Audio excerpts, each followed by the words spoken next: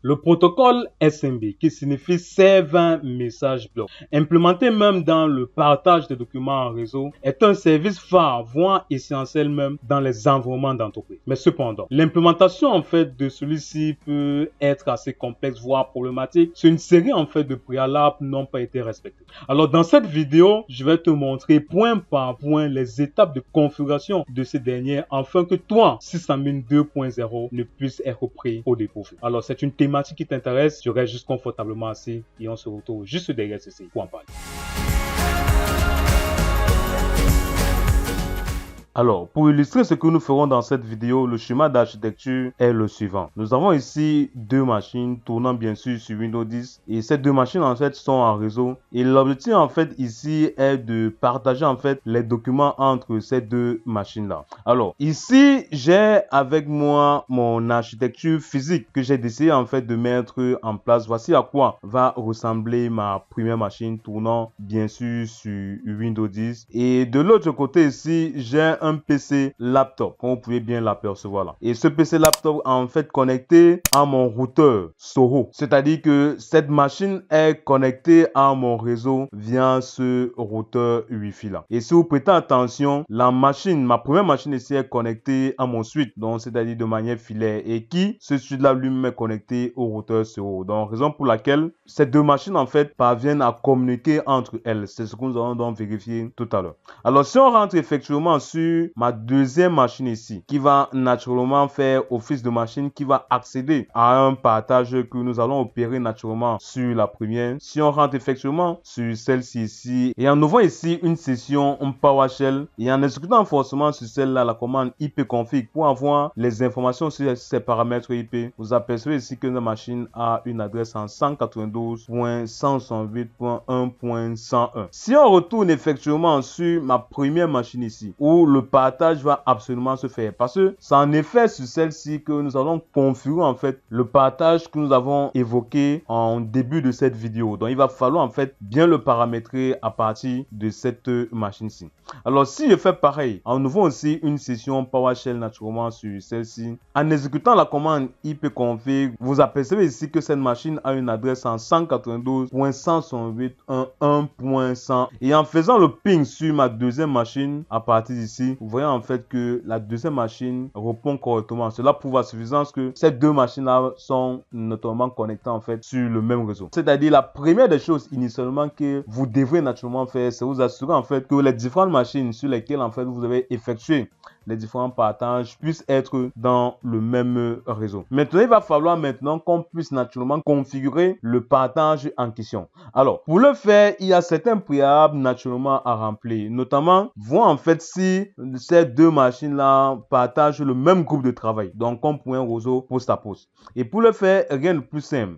Il va falloir qu'on va ici au niveau de ses paramètres, au niveau de son PC. Je vais cliquer en fait sur le bouton démarrer là. Je m'en vais en fait dans les paramètres ici. Et ça me redirige en fait sur un assistant. Je vais aller ici sur le menu système. Et là, il me redirige aussi vers un autre assistant. Je vais un peu descendre plus bas là. Je m'en vais sur l'option à propos à partir d'ici. Je suis bien redirigé vers une nouvelle interface. Je vais aller au niveau du menu latéral droit à partir d'ici. Je vais donc aller sur renommer PC. Et en étant sur le nouveau menu en fait qui est apparu, je vais aller sur modifier. Là, vous voyez en fait que le groupe de travail ici n'est ni plus ni moins que Workgroup. Alors, pour ceux et celles qui ne peuvent pas le faire, il y a une méthode simple pour arriver forcément à cette interface-là. Je vais aller en fait ici au niveau de l'explorateur de fichiers Windows. À partir d'ici, je vais cliquer en fait sur PC. Donc, je vais faire un menu contextuel à partir de celui-ci. Je vais aller en fait dans ses propriétés. Je vais aller en fait dans le menu système. Donc, c'est-à-dire que c'est la même interface qui est apparue que nous avons vu au niveau de la première méthode. Je m'en vais sur l'option à propos. Je m'en vais sur renommer ce PC. Et maintenant que c'est là, je m'en vais sur modifier. Et là, vous voyez en fait qu'on atterrit en fait au niveau de la même interface que nous avons vu auparavant. Donc, il va falloir maintenant ici là que vous assurez d'abord que ces différentes machines là pour lesquelles en fait vous voulez effectuer en fait le partage de documents en réseau puissent d'abord être dans le même groupe de travail. Maintenant que c'est fait, ça c'est la première étape. La seconde étape notamment consiste notamment à activer le protocole SMB sur la machine en question. Et rien de plus simple pour le faire. Si je m'en vais ici au niveau de l'icône réseau là, donc je vais faire un clic droit là je m'en vais sur ouvrir les paramètres de réseau par défaut. Maintenant que c'est là, je m'en vais ici au niveau de l'option Ethernet. Je m'en vais sur le centre de réseau et partage. Je m'en vais ici sur modifier les paramètres de partage avancés. Là, il va me rediriger en fait sur une interface qui va me permettre ici de configurer le protocole SMB que nous avons évoqué en préambule de cette vidéo. Ici, on va aller sur la première option, activer la découverte réseau.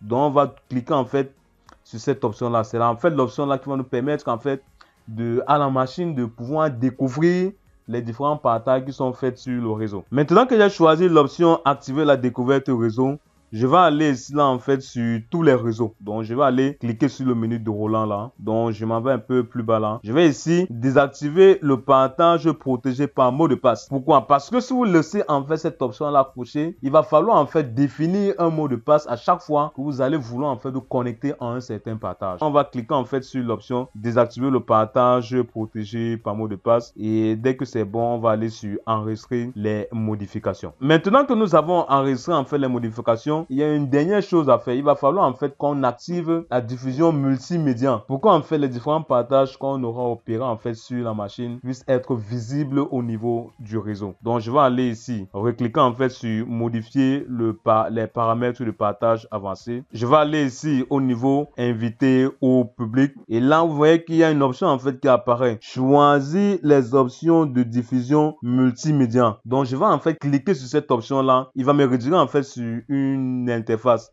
et c'est à partir de cette interface là que je vais activer cette fonctionnalité là. Maintenant que je clique sur activer la diffusion multimédia au niveau de mon PC ici, toutes les fonctionnalités de partage de la machine sont maintenant opérationnelles. Il va falloir maintenant qu'on crée un partage pour voir effectivement si nous sommes capables d'accéder en fait à ce partage là au niveau de la seconde machine. C'est ce que nous allons dans nos ateliers à faire maintenant. Je vais créer alors un dossier au niveau de la racine du disque. Je vais renommer ce dossier là en fait que je vais créer par dossier CertiLink. Je vais ainsi partager le dossier là. Donc je vais aller sur le dossier en question. Je vais faire un clic droit. Je m'en vais en fait dans les propriétés du dossier en question. Maintenant je vais aller sur l'option partage à partir d'ici. Je m'en vais ici là sur partage avancé. Je vais ici laisser le nom du partage de ce dossier là par défaut qui est en l'occurrence dossier CertiLink. Ici, je vais autoriser en fait les personnes qui seront habilitées à se connecter à ce partage là. Ici, comme nous sommes dans un environnement de test, je vais donc donner l'autorisation ici à tout le monde. Donc, je mets sur autorisation ici. Vous voyez en fait que tout le monde est directement au niveau de cette section là. Et à tout le monde, je vais donner ici un contrôle total pour le partage en question. Maintenant que c'est fait, je vais aussi décider aussi au niveau de la sécurité d'activer les permissions interface. Et pour le faire, rien de plus simple. Je m'en vais ici au niveau de l'option sécurité à partir d'ici. Donc je clique sur sécurité là. Je commence par ajouter en fait les personnes que je souhaiterais naturellement qui puissent naturellement avoir accès au partage. Donc je m'en vais ici là sur modifier. Et dès que c'est bon là, je vais rechercher en fait le groupe tout le monde à partir d'ici. Donc dès que j'aurai cliqué en fait sur tout le monde là, je m'en vais ici sur OK. Je vais fermer les fenêtres par OK. Et à partir d'ici, à ce groupe tout le monde là, je vais aussi donner en fait un contrôle total. Pourquoi? Parce que nous sommes dans un environnement de test et non en production.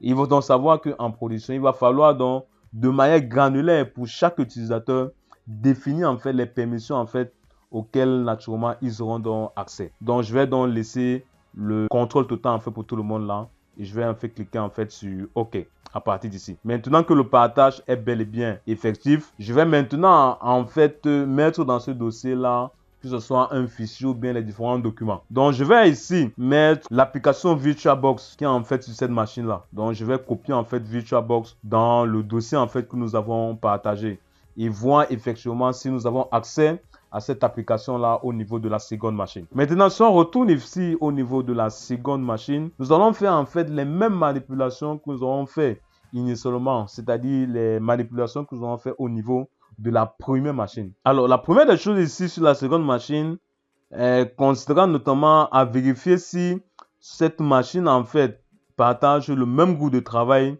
que la première machine. Alors, je vais aller ici là au niveau des paramètres de la machine. Je vais aller sur système. Je m'en vais sur l'onglet à propos. Je m'en vais sur renommer ce PC.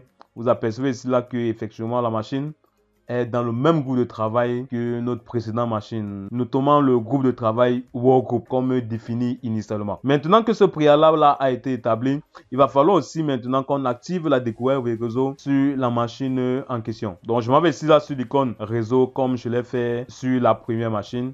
Je m'en vais ici là sur le centre de réseau et partage à partir d'ici. Je m'en vais là sur modifier les paramètres de partage avancé et à partir de là je vais activer la découverte au réseau et par la suite, je vais aussi désactiver le partage protégé par mot de passe.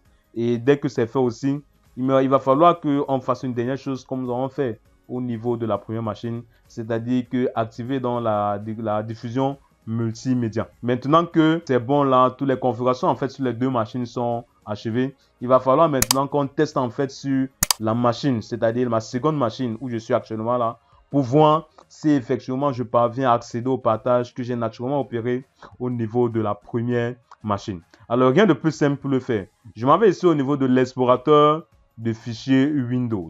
Je m'en vais ici au niveau de l'icône réseau. Vous pouvez bien l'apercevoir. Donc je vais cliquer en fait sur l'icône réseau là pour voir en fait les machines en fait qui ont procédé à un partage. Donc je vais cliquer sur l'icône réseau là. Ma machine en fait va scanner le réseau pour voir en fait les différentes machines qui ont pu opérer à un partage. Et si vous apercevez bien, la machine en question qui a opéré le partage est bel et bien la machine client 2. Donc, je vais double-cliquer en fait sur le client 2 là et vous allez voir en fait le dossier qui a été partagé. Et si je double-clique en fait sur le dossier partagé là, vous allez voir en fait l'application que j'ai finalement introduit dans ce dossier-là. Donc voilà ainsi configurer le partage en réseau pour les réseaux poste en poste que vous pouvez décider naturellement de déployer en entreprise si vous n'avez pas mis en fait sur pied un serveur de fichiers. On arrive ainsi au thème de cette vidéo et dans celle-ci, vous avez naturellement appris comment bien faire un partage en réseau afin que tous les utilisateurs puissent naturellement être satisfaits. Alors ce contenu vous a apporté une réelle valeur. Vous n'oubliez pas de le liker, de le commenter, surtout de le partager massivement parce qu'en le faisant, vous faites grandir notre communauté. Par ricochet, vous permettra à l'algorithme de mieux nous référencer. Sur ce, on se dit à bientôt dans une nouvelle vidéo.